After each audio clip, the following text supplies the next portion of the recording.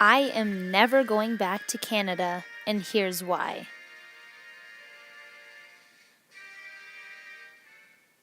Many years ago, my grandpa and 12 of his doctor friends bought an island in Canada, which is kind of crazy. Now, this island isn't like a paradise destination. It's got a tiny little cabin on it with no running water or electricity, and it's primarily used for fishing trips. That's what we usually go out there for. It's kind of like a rite of passage. When you get to a certain age, you go out to Eagle Island, as they call it, and go on a big, long fishing trip. So, fast forward many years, it's the end of July 2013, and three of my cousins, my sister, and I have never been to Eagle Island. So, my family schedules this huge trip to go. Now, Eagle Island is probably in one of the most remote places I have ever been to. From the Winnipeg airport, it's a 7-hour car ride to this little remote fishing town.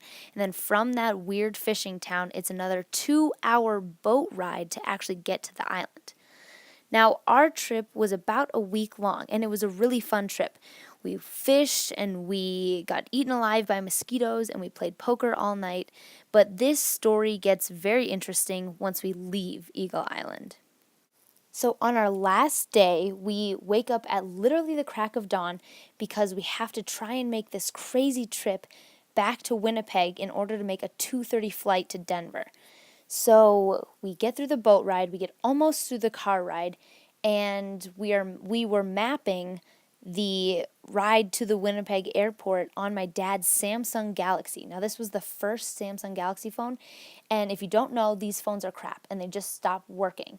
So what did it do? It stopped working, and we got lost literally 5 minutes away from the airport.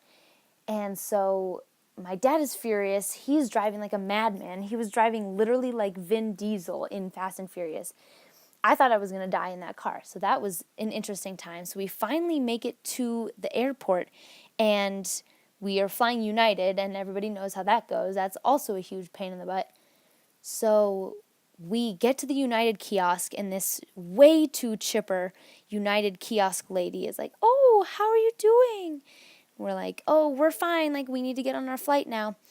And because of the time limit, we had gotten there with like 10 minutes to spare. She couldn't let us through the gate because it was an international flight. So we missed our flight. And my dad has a super short temper. So he was literally screaming at this Canadian United kiosk lady, like, "Why won't you let us in the flight? Blah, blah, blah, blah." And I was 13, so I was literally mortified in this international airport with all these friendly Canadians, like, looking at me like we were crazy Americans. So that was a time. So we ended up getting a hotel room and booking a flight the next morning at 4:30 in the morning to go back to Denver. So we go back to our hotel, we chill out, and we wake up at 4:30 in the morning and go back to the airport. And we get on this flight, and we are all super cranky. We're tired. We just want to go home. And for some weird reason, there's an adult Canadian women's volleyball team, like the entire team on our flight. And they are way too chipper for 4:30 in the morning. They're giving each other high fives and like pepping each other up for their tournament or whatever. And I was so over it. That I guess that's what happens in Canada. So we get on this flight and I'm exhausted, so I go to sleep before the plane even takes off. And the plane never takes off. So I wake up an hour later to the captain saying that the engine isn't working and we will not be going to Denver. We'll be pulling back into the gate where we can all go and repurchase tickets at the front desk. And at this point, my dad is so freaking mad. So we all get off the plane. We're all super tired. At this point, it's like 5:30 in the morning.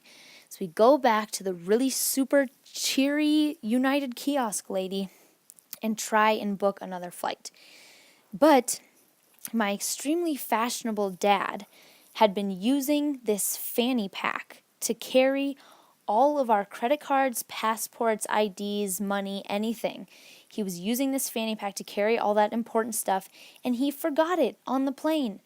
And the thing about international flights is that we had to go through customs both ways. So we had to go through customs after security, and we had to go through customs leaving the gate. So there was no freaking way that we were going to be able to get our stuff back. And so now my dad is livid. He's going berserk. He's screaming at these customs officers. I'm like, great, I'm going to have to live here. I'm sitting on my suitcase. I'm crying. My dad is yelling. My sister is like, whatever. And it was just all bad. So eventually, he gets the customs people to take him back to the plane, grabs the fanny pack, and we come back. And they were like, dude, stay away from us because you're all sorts of crazy. So then we get back up to this United kiosk lady, and my dad again is screaming at her. And the only flight she has is a connecting flight to Minneapolis, then to Denver at 5:30 that night. So, if you recall, it's just 5:30 in the morning. So that's 12 hours. We have to chill in the Winnipeg airport. So my dad, as you could tell, was obviously thrilled. He loves hanging out with all of these people. So to try and make our situation better, the United people gave us 6 food vouchers. Now, the only food place in the front of the airport is a Tim Hortons, which is kind of like a crappy Dunkin' Donuts. And so we were like, thanks. That means so much to us. So we find a little spot in the Winnipeg airport and we just chill out for a few hours. After a while of just hanging out, like looking at our phones, napping, my sister and I decide that we're going to use some of our food vouchers at the Tim Hortons.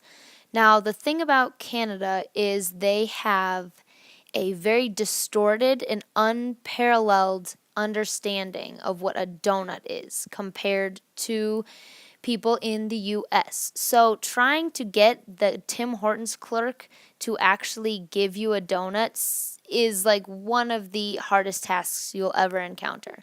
So after getting into a semi-heated argument with the Tim Hortons clerk about what a donut actually is, my sister and I decide that we are just going to boycott any more Canadian food that comes our way because it is too ridiculous for us to be screaming at this Tim Hortons clerk to just get a donut. So we just decided to wait until we can get on our plane and get back to Denver. So at this point, we are so irritable, we're so cranky, we really want to get home, and then 5:30 comes and we go to the security gate and we get through security and we get right up to the ticket booth and the lady scans our tickets and you just hear She scans it again and it goes and I knew in my gut, I was like, crap. And she was like, what do you know? Your flight's been canceled. Let's take you back up to the front desk where we can schedule another flight. And I don't think I've ever seen my dad so furious. Like, I thought him screaming at this Canadian United lady was bad. My God, I'm surprised they didn't police escort us out. So he was going absolutely berserk. We get back to the United front desk lady, and after a good half-hour session of him just screaming at her, he calms down a little bit and is like, okay, we'll get back when we get back. And at this point, I'm just so tired. We schedule a flight for the next morning to fly from Winnipeg to Minneapolis. Then we have to switch airlines to Delta and then fly Minneapolis to Denver. And at this point, it's our last resort. They're really like cutting us short here. So we kind of calm down. We're like, you know what, whatever. We'll get there when we get there. So we're sitting in the airport trying to figure out what we're going to do for the night. This United kiosk lady comes over to us and says these exact words to me, and this is not an exaggeration. She says, "Oh, I'm so sorry about all the trouble, eh?" And I almost lost it. I was dying. And the fact that she came over after putting us through all that BS and said those words to me, it was like the ending to a perfect nightmare. We got another hotel room, went back to the hotel, watched some weird Canadian television, woke up the next morning, and got on the flight. And we finally took off. We flew to Minneapolis, and we got there. Me, my sister, and my dad were like kissing the floors of this airport. We were like, thank God we're back in the US. It's gonna be great.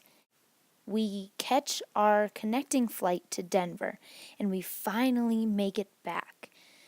We are thrilled, we are extremely tired, and we just want to go home. We go to the luggage carousel pickup, and because we switched airlines from United to Delta, guess what happened? Big shocker. They lost all of our luggage. My dad and my sister and I basically say, F it, we don't care anymore, we're going home. So we get in a taxi and we drive home. We got our stuff about 3 months later, and my dad's suitcase had no wheels on it. I mean, I had half of my wardrobe in there. It was just a big mess, but that is an experience I will never forget. Oof, I am never going back to Canada.